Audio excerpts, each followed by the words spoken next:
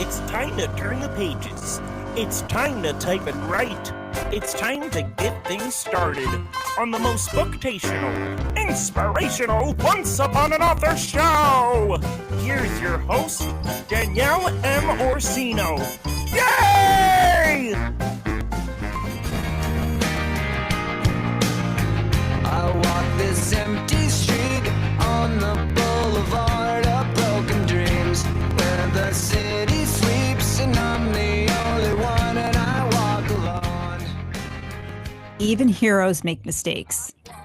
It's what they learn from that defines their legacy. Batman. Hi, everybody.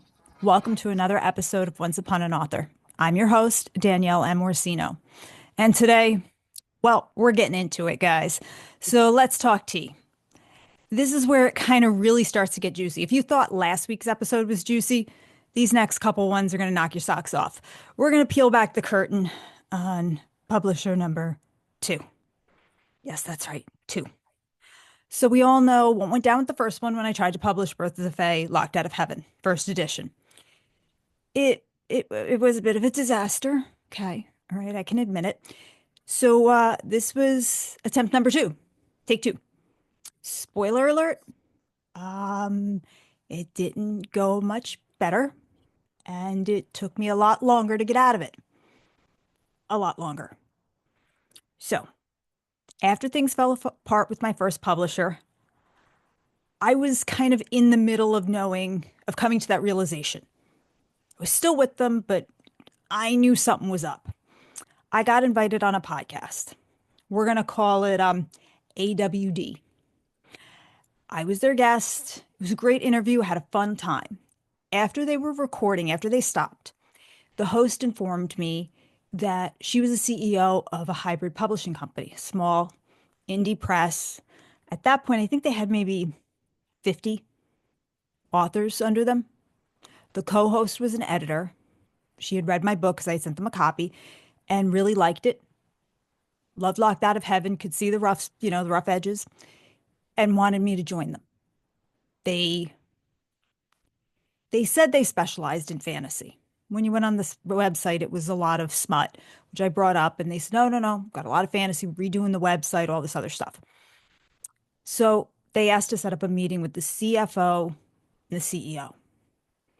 I agreed to the meeting. I discussed it with my husband. I discussed it with BW. And they said, just hear them out. Had the meeting with them. And I was flattered. You know, you want to dance with somebody. They wanted to dance with me, and I was happy. They said all the right things. They were going to give me marketing support, marketing calendar, editing, and the number one thing, a contract. Oh, that's what I wanted to hear. A contract. Okay. They were a woman-owned company, for women, by women, all that kind of stuff. It was run by authors. So I thought, they must get it. They know, all the pitfalls we've been through. They prided themselves on transparency. Now, file that little tidbit away in the back of your brain, because that's going to come back later, and that's going to be a big, big deal. Transparency. That was a word they just kept repeating, and I kept thinking, okay, yeah, I like that. They sent me an official offer, and I agonized over it. I stayed up at night, because this was before it really blew apart with the first publisher. It was going down that road, but it wasn't there yet. I thought I was going to betray her, all this other stuff, but BW was now starting to press for the sales figures, so we were heading down that hill. I told my friend about the offer, and she told me take it. So supportive, so super supportive. You should take it. They know what they're doing. This is so good for you. No hard feelings. Yeah, no hard feelings because, if you're taking all my money, no hard feelings if I go somewhere else because you're hoping I won't discover it. If I just go somewhere else and you're so cool about it, maybe I'll just turn the other cheek. Yeah, okay. So I consulted with the lawyer about the contract. He had some thoughts on it. But when I brought these thoughts up in a second meeting, They were all explained away. Oh, that $25,000 penalty, that's only if you don't show up to Comic-Con and we've set up a booth because those booths are really expensive. Yet little did I found out how much a real Comic-Con booth is and things like that. It wasn't worth no $25,000 penalty fee. Everything was explained away. I felt comfortable. I signed it and I thought, I'm on my way. I got a real publisher behind me, marketing. This is going to be great. I was walking straight into another nightmare. I remember I said I can't get out of my own way, like Harley Quinn, I can't get out of my own way. This was part of it. And when I tell you the universe throws me pebbles, then like a rock, then a brick, and then it drops the boulder, and then an anvil on top of the boulder. This was that. I'm Wile E. Coyote with a little umbrella, waiting for the boulder to hit, thinking the umbrella is going to do something. Yeah, that was me. But I didn't know. I didn't know. There were red flags. Lots of them. I ignored them. This time I actually spoke up. But didn't work. The first book, Locked Out of Heaven, was supposed to get a full edit by that co-host. I was fine with that. Turned it in. Locked Out of Heaven was supposed to be released that September. I signed late July. Turned it in. Never heard a peep from this person. Nothing. Dead silence. Okay. I got the manuscript back covered in comments, covered in them. But all I was supposed to do was do what they tell me to do. There was no back and forth. Like, hey, what if I change this? Or what if I do this? Is this what you're talking about? Expand here, show, don't tell there, all that kind of stuff. Or you're telling here, whatever.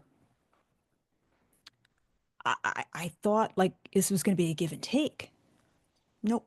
I was just supposed to do what I was told, reject them or not. Okay, I don't know what I'm doing here. This one had never made it to Christine. I learned after this, get a second editor, but whatever.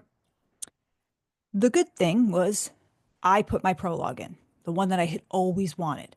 They still weren't thrilled that I was putting a prologue in, but I insisted. Now here's a little tea on this. The prologue that I put in, that has made it to the third edition, by the way, and has even gotten more polished, originally came from a video game idea I had. I had always envisioned Birth of the Fae as a video game. So the prologue was the intro script to the video game. Video game was called Blood of Demons, Tears of Angels. And I had worked with BW on this video game. So this was the original opening to the video game. And I had actually given it to BW because I'd been working on it before the first edition and I wanted to put something like this in, but it had gone through different iterations, but this was eventually it. So I got it in. Still, people weren't thrilled that I was putting a prologue. Nobody ever reads a prologue. What are you doing? But I got it in and I was really happy that I did because I felt it was necessary to the story. And I was like, good. This was my first, I'm putting a boundary and I'm standing up for myself. Yay, me. So I got it in. And it eventually became what I wanted it to be in the third edition of Locked Out of Heaven. So 2 points for me on that. I'm happy. I was told I was going to have this onboarding meeting to take me through the steps of how the publisher worked. Okay, that never happened.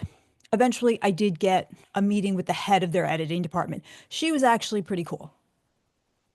She was like, okay, I'm going to try to help you through this. And she did. She was cool with stuff. Then it came time for book 2, Thine Eyes of Mercy. Now, this book had never been printed. This was a first edition of Thine Eyes of Mercy. Before that happened, I found Christina, my line editor, for these books. So I paid for a separate line edit before the publisher ever got it. So all my books had now been through Cleat, my developmental editor, and now a copied line edit, which I paid out of my own pocket before it ever went to the publisher. I decided to do that because I was like, it's never going to happen to me again. I'm never going to have issues, blah, blah, blah. Famous last words. Oh my God. Yeah. Whatevs. That definitely did happen. I got a new editor within the publishing company. I didn't know. I was just told the first editor no longer doing it. I later found out because she wasn't turning in any of her work and really wasn't editing. So the second half of Locked Out of Heaven, the second edition, I'm holding it up. If you're watching it, here it is. Okay. The second half of the book isn't even edited. It's pretty much the same as the first edition. Mm-hmm. Hated it. So what was the point of that edit? I got charged for it. I have no idea. Yeah. Okay. On to book 2. I get a new editor. Not introduced. Nothing. The book is just turned in. Well, the second editor is an author who is being published by the publishing company. Not an editor. Not somebody who's like, oh, I've got a doctorate in English lit. I actually work as an editor. No, they are just another author. Can we say conflict of interest? We both wrote in the fantasy division. She wrote paranormal fantasy, wrote smut, but still, we are both being published at the exact same time. We never spoke. Do you see the problem here, people? This is not done in anywhere. You are never edited by another author within the publishing company in the house that is currently being published. It's just a conflict of interest. Everybody's trying to be the top dog. You want the marketing help. You want this, you want that. If you're the bestseller, you're going to get the help. It's a dog eat dog world. You know what I'm saying? As much as people are like, no, I'm totally good with you. I'm going to do my best. You see what I'm saying? You know what I mean? Like, be honest. There are ethical people and there aren't. I'm not saying this person wasn't ethical, but like, you know, I've already been harpooned. Do you think I'm trusting? No. I get Thine Eyes of Mercy back. I'm actually in tears, like crying, hyperventilating, because there are so many comment boxes. I don't know what to do. Remember, this has been through 2 edits before it ever gets to the publisher. 2 edits that I paid for. I'm still being charged by the publisher for this. I don't know what to do. I actually call for a meeting with the CFO and the CEO and say, cancel my contract. I'm not meant to do this. I am not the girl you're looking for. Shut it down. This ain't good. I did not know what an Oxford comma is. And throughout the entire manuscript are highlights, missing Oxford comma. I'll be honest, I thought it was a function on my keyboard. I kept looking for it. I'm like, is it a control-alt thing? Like control-alt comma? Like, what do I have to do? When I found out all it meant was to put a comma before the word for and, I felt betrayed by my keyboard and I felt stupid. That's it. It's just an extra comma. Like, it's just one of those things, like the Chicago Manual of Style says to do it or not do it. Do you know how dumb I felt? And like I said, a little betrayed by my keyboard, I'll be honest, but whatever. And then there's the Gosling issue. Okay. I have a baby swan in my book, in Thine Eyes of Mercy. I got a dissertation comment on why I'm not calling it a Gosling. First of all, it's not a Gosling, it's a cygnet. But a whole other thing. I mean, a paragraph of a comment box on a baby swan is not called a baby swan. It's a Gosling. I'm not calling it a Gosling because, first of all, even if that was the correct name, I think of Ryan Gosling. I don't know about you guys, but you tell me Gosling, I'm thinking Ryan Gosling, or to be honest, Jared Goff, who looks just like the poor man's version of Ryan Gosling. I don't want people thinking that when they're reading about Tudor England. Comment box. You're only supposed to be line editing my book. And then I called some trees, I think, academia trees. I get a whole paragraph. Academia trees don't exist. And this whole thing. To be honest, I just wanted macadamia nuts while I was writing the book and I was hungry. So I called the trees academia trees. That's it. It's not that deep. It's also fantasy. I can write whatever I want to write. That's it. My Foralina forest is made of like I think it's called Jarcondia trees. I might get that wrong, but they're big purple trees. They look like wisteria and a combination of lilac bushes. So I think I describe them that way. Another dissertation. Lilac bushes are not trees. They're this, blah, blah, blah, blah, blah. Genus and species, the whole thing. Okay, but you kept the spelled T-E-H. You know, wah, wah. Okay. Like, really? Once again, red flag. Wah. You know, beep, beep, beep. Danger, Will Robinson. This is happening. Okay, I continued. They talked me off the ledge. I'm like, all right, I'll turn in book 3. We're going to get into what went wrong with book 3 later on, because I'm going to go through each book. And let me tell you this, Chris Claremont was the one who pointed out the mistakes in book 3 and figured out what happened. Godfather of the X-Men pointed it out to me. Would you like to say embarrassed? Me, very much. But that's another issue. It's a whole other episode we're going to get into. Then we had to deal with the covers. So, as you know, I had my whole cover thing going. I had a plan. I owned my covers. I already had Thine Eyes done. I turned in my covers. They hated them. Hated it. Hated them. So, went through ideas with them on what am I going to do for the covers. They saw a picture of me dressed as Lady Serena, the mermaid in my book. I was doing it for Fae magazine. We were doing a shoot. They asked if I owned the pictures. I said, yeah. They came back 24 hours later with one scan. I'll show you the book. This is, here it is. That's me. They took the picture and decided my brand would be the cosplay cover girl. Yeah. Okay. I did not beg to be on the covers, contrary to what they told the rest of the authors. I would do all the covers. I didn't get paid. I didn't get reimbursed. I had to make all my outfits. I had to do all the photo shoots. Ladies and gentlemen, I have 6 books. Lot of work.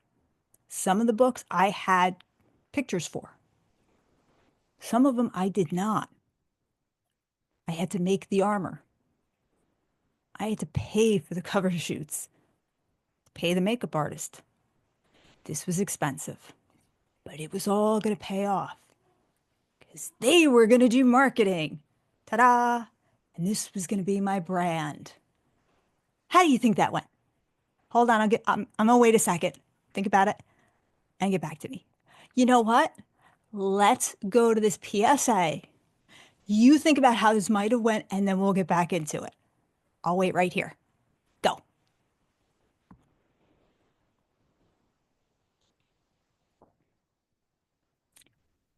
You know what? It didn't go well. It didn't. So before I tell you how it went down, let's take a little message from the myastheniagravis.org people, and then we'll get into everything that went wrong with that little idea.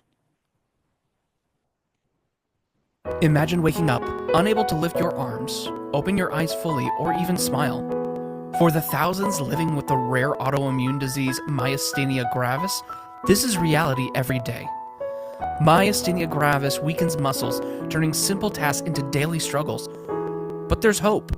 Advancements in treatments and support from organizations like the Myasthenia Gravis Foundation of America offer MG patients and their families a brighter future. Together, we're fighting for a world without myasthenia gravis. To learn more about this disease or make a gift to support research and education, visit the Myasthenia Gravis Foundation of America website at myasthenia.org. That's myasthenia.org.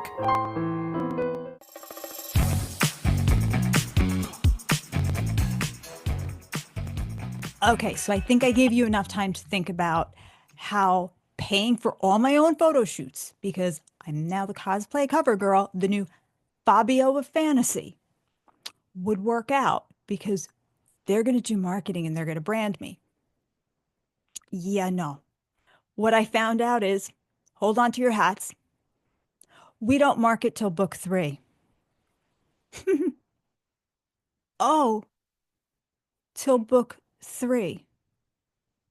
That's 3 photo shoots I have to do. 4 before it really kicks in. Oh, this wasn't mentioned before.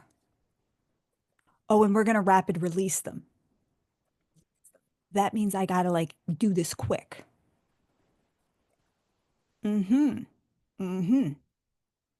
Okay. Now remember, book 1 had been released before. That's the second edition.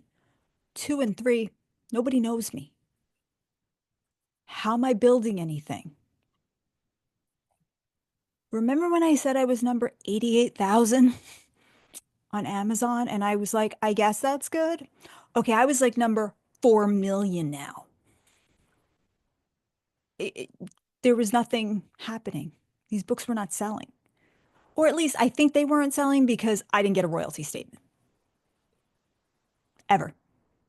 For a very, very long time. And oh yes, I have those receipts and we're going to be getting into that later. Don't worry about that. I've got it all.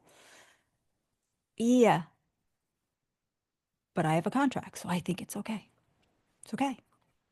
I email marketing. Hey, can we get a calendar together? Can we work? Nah, I never hear from him. I find out, guess who's running marketing? Take a wild guess. I'm going to wait again. Another author. Yes. Yes. Another author who is currently being published. Do you see what's happening here? Everybody who works there is an author who is currently being published. Now, this person is also running the Instagram. So in my contract, it says that I get a social media announcement, this and that. Well, if he doesn't know me and I'm not one of his buddies, you think I'm going to get like attention? He's just using reposts for my tours that I'm paying for. I'm paying for book tours. Uh-huh. Yeah. Yeah. Uh-huh. Yep. Just take that in for a second. You wonder why authors don't make money. This is why. Now I still have to pay back for all that editing, all the cover design, which by the way, I am being charged the same amount as an original cover design. So if another author who brings nothing is getting charged $200, here I am bringing the photograph, the idea, I'm still getting $200. Yep, yep, yep. Remember, contracted for 6 books and 2 novellas. Gonna be a while. Gonna be a while. I'm still giving it the benefit of the doubt. Still hoping. Now, if we're going back to that Wile E. Coyote analogy, you know those times where he's hanging off the ledge and he's just about to fall, but he finds like that little root? That's me. I'm holding on to the little root now for dear life because I think something's going to save me. No, it's not. This is a big old no bueno, but I'm still trying. I'm still going. Book 2 comes out. Book 3 From the Ashes comes out. Yeah. And now I need a new cover shoot for book 4. Oh, yeah. All those things have to happen. But let's review for a second. Let's go back. We still have to go through the editing process, and this is how mistakes happen in the books. You turn in your manuscript. It's just supposed to be line edits. At this point, I'm getting commentary, everything else. But all my books had been professionally edited twice. For some reason, I don't know, there's sentences missing, things or whatever. Unnecessary comments. After that, you get a PDF layout. You have 3 to 5 days to go through it. And you're just supposed to be checking like, hey, the margins look good, whatever. I was supposed to be proofreading it. I didn't know that. Every place else has a proofreader. Quality control. Think things slipped through the cracks? They did. Then you approve the cover. Then it's publication day. But you still have to write your own blurb before then. No other place makes you write your own blurb. It's usually CEO'd, metadata, all that stuff. Then you receive 1 copy of your book, paperback and hardcover, that's it. After that, you have to buy your own. Every other publishing house sends you complimentary copies because they want you to get it out. Red flags. Danger, Danielle, danger. Yep, I know. You're looking at the screen right now going, girl, what is your problem? I got it. I did get out of it though. Remember, I did get out of this. There's a happy ending. There is a happy ending. We're going to get to all of that. But it's just the tip of the iceberg. For now, let's concentrate on you guys. So for my writers, if you've ever found yourself rushing into a new opportunity to escape a bad situation, only to realize you traded one problem for the other, has that ever happened to you? How can you balance that eagerness for progress with the patience and the need to evaluate what's truly best for your creative journey? Because nobody's going to care about that but you. Take a breath, writers. I know you want to dance with somebody. It's not always the first person. You have to wait it out. For everyone else, the self-reflective question is, think of a time when you trusted someone or something because it felt safe and it turned out not to be. How did you rebuild your own trust in yourself or your instincts after that experience? You really thought you were good, and then you realize, wow, I missed every red flag, or I just didn't even see any red flags. I thought this was all good. How did you talk yourself off that ledge? Did you go to somebody? Did you have a support system? What was that like? Is there something going on now? Doesn't mean be paranoid. But did you ignore something? Have you learned to trust yourself fully? I think those are important questions no matter where you're at. Creatively, professionally, relationships, all of that. Is something feeling safe because it's familiar? Do you truly feel safe? You have to evaluate these things. Like I said, as for my writers, be discerning.